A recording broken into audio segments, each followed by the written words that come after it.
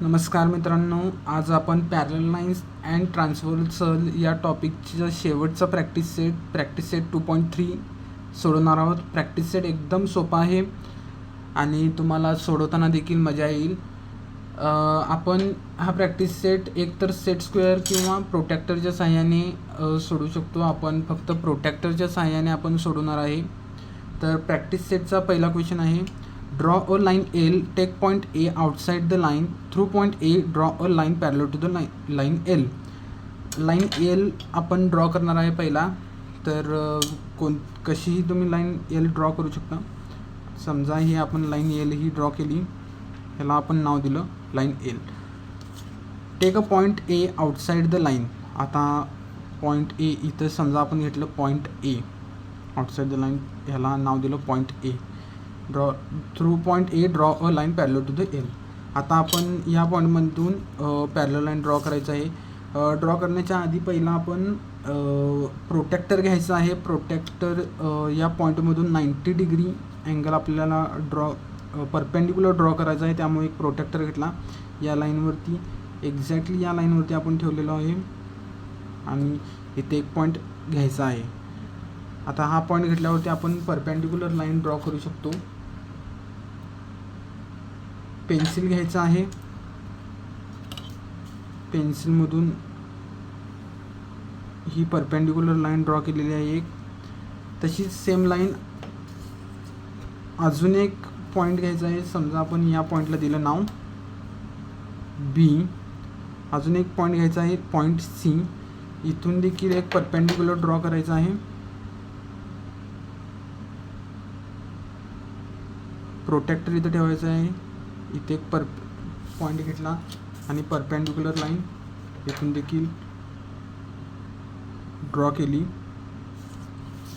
आणि आता जिथे आपण पॉईंट A आखलेला आहे त्याचं डिस्टन्स घ्यायचं आहे.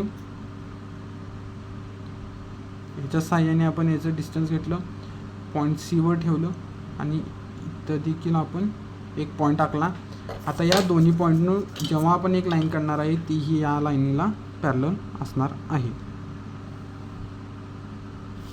तर ही लाईन या लाईनीला पॅरलल झालेली आहे आणि या लाईनला आपण नाव दिलं M आणि या पॉईंटला दिलं नाव D. एवढं सोपं आहे मित्रांनो. क्वेश्चन 2 देखील असाच आहे. क्वेश्चन 2 मी सोडवणार नाही आहे, तुम्ही तो होमवर्क म्हणून सोडवावा. आपण आता प्रॅक्टिस सेटमधला शेवटचा क्वेश्चन 3 आपण बघायचा आहे. तर question 3, draw a line M, draw a line N which is parallel to line M at a distance of 4 centimetre from it. आता आपण इथे आपल्या मनानं पॉईंट घेतलेला आहे. इथे त्यांनी 4 सेंटीमीटर डिस्टन्स दिलेला आहे.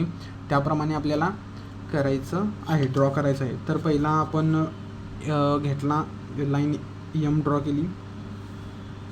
ही आहे लाईन M. आता आपल्याला या लाईनवरती 2 पॉईंट घ्यायचे आहेत. इथे एक आपण पॉईंट घेतला आणि इथे एक पॉईंट घेतला. या पॉईंटला नाव दिलं A, या पॉईंटला नाव दिलं B. तर प्रोटॅक्टरच्या साहाय्याने परपेंडिक्युलर ड्रॉ करायचा आहे एक पहिला.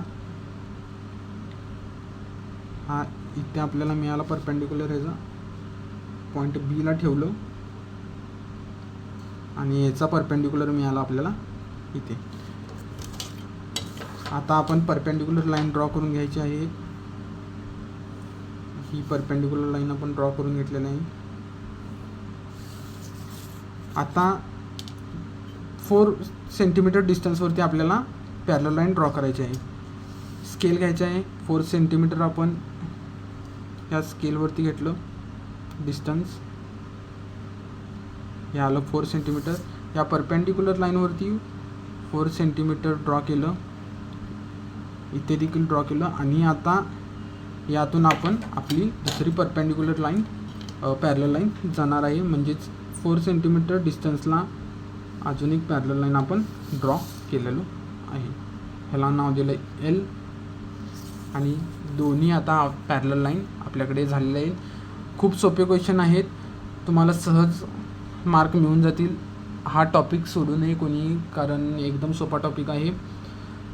जर व्हिडिओ आवडला असेल तर लाईक करा आणि चॅनलला सबस्क्राईब करा आणि आपला दुसरा टॉपिक इथेच संपतो. थँक्यू.